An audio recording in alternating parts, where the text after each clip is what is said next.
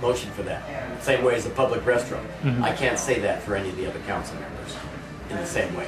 Something else your hand was also up for, unlike the other, at least current council members, although Mr. Meserve, before he left, voted in favor as well, was moving towards police review, at least in Arcata.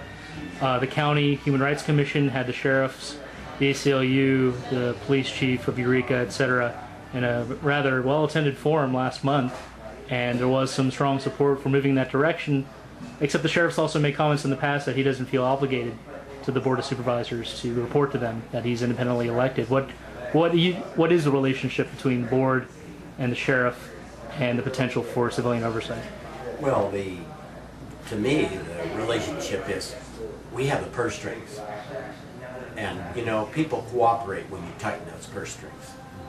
And, you know, I'm totally interested in some sort of police review, and especially after the events in Eureka. And, you know, it shouldn't be onerous. Police need to feel protected, but the population needs to know, here's somewhere I can go besides the police to investigate this. And you know, I support it. I'm not sure what format, you know, because we're a general law city in Arcata and somebody else is a charter city. It probably has to be some sort of county-wide organization that everybody can apply, can go to, anyone in the county. Should that be a condition of the massive pay increase the sheriffs are looking for? Some say up to 30% in negotiations. I can't comment on that. You like the idea of a county charter? Well, you know, I like the idea of in the same format that like City of Arcata is a general law city and could be a charter city. You know, I think they should do it. I don't know the ramifications of how complicated that is to do or how easy it is to do. I know that form a committee. Essentially, it takes you form a committee to come up with a proposal, and then the public votes on the proposal. Yeah. I don't think it's a complicated thing. You need the political will to make it move ahead. One of the main reasons people cite for that is that would enable forms of electoral reform that aren't possible under general law, such as changing how the supervisors are elected, changing the number of supervisors, instant runoff voting, proportional representation, the whole 9 yards. Absolutely, and I totally support instant runoff voting, ranked choice voting. You know, I've seen how it works or doesn't work, where especially when there's multi-positions. You vote for your first choice, second choice, and third choice. And that third choice vote just beat your first choice. I say when it's a multi-position election, pick who you want and throw the rest of the votes away, because you're only electing somebody you don't want with those other votes.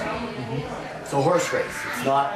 But you may have two candidates who you really like. If you've got two, vote for two. Throw the third one away. Yeah, right. You know, I'm just saying, don't give your extra vote to somebody just because you feel you have to vote. Yeah, right. Yeah. So you're running on a platform of campaign finance reform. Absolutely. Is a hard contribution cap, like the $500 per contribution cap raised a couple of years ago, is that something you're interested in? You know, the contribution caps don't mean anything when you can have 10,000 people contribute.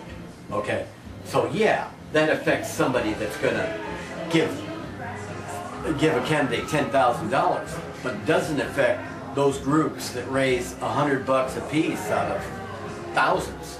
So I like the cap of a total cap, although the Supreme Court says you can't do that. But, you know, we can always limit ourselves. And that's the way I look at, you know, campaign finance reform.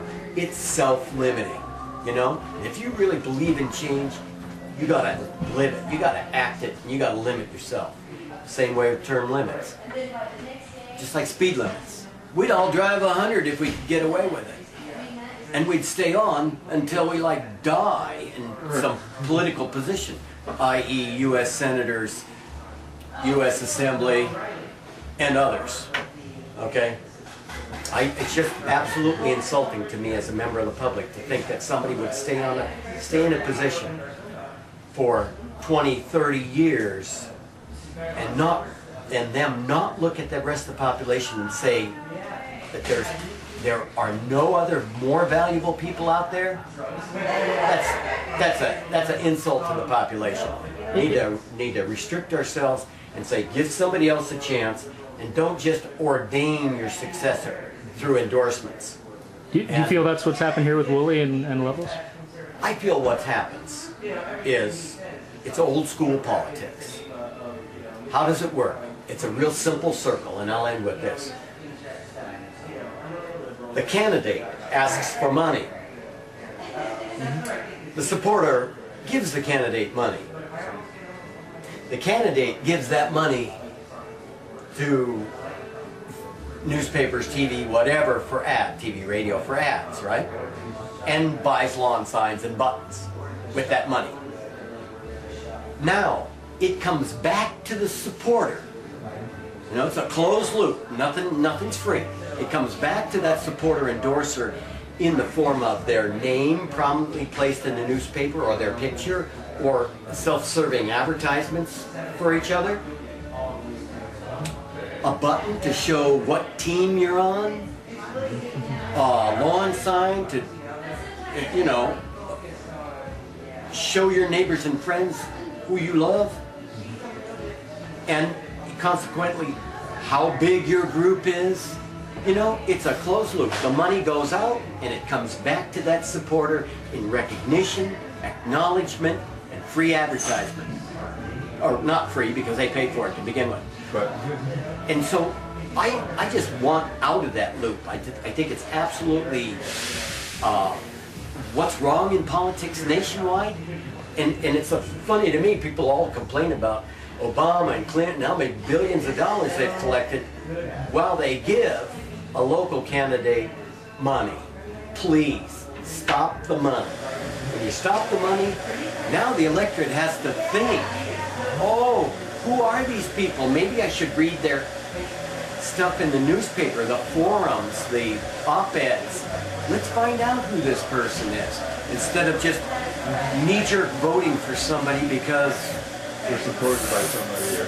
because of the support they see, or because of the political party, or any of that. So that's one of the reasons I'm into that total change. And it doesn't mean I wasn't a little bit into that in the past, but I have weaned myself completely. And, you know, I just am. So what's your take on Rodoni's seat, on the empty seat? Well, I think. I mean, are you do you favor an appointment process, or? Well, it is an appointment process. There's no favoring. The governor appoints that seat till January. And what goes on after that, I don't know. You know, it's possible, there is a remote possibility that Rodoni could win, even though he's not alive. And then that might require an appointment for that 4-year term. So that, you know, it's out of our hands. You know, and it's 2nd district or not ours. Public financing, do you see that as a solution to the problem you're talking about? Big picture public financing, but I'm not waiting for that. I think you won't get public financing until the population's woken up. And you know, I'm hoping to spend, and I'm certain I will, less than the $1,000. So you don't have to report. You don't have to report less. Exactly, and it'll be all my money. So you know, I'm poor enough that I ain't gonna get too high. And actually, I probably can stay under 600. I'll see. So far, I haven't hit 200. So going door to door, how's the reaction been? It's good. It's good. People say, "Gosh, you're a breath of fresh air," and I say, "Amen. Vote for me."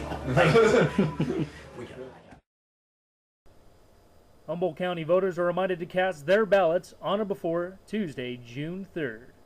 For all of us here at the Humboldt Sentinel, this is Charles Douglas reporting from Old Town Eureka.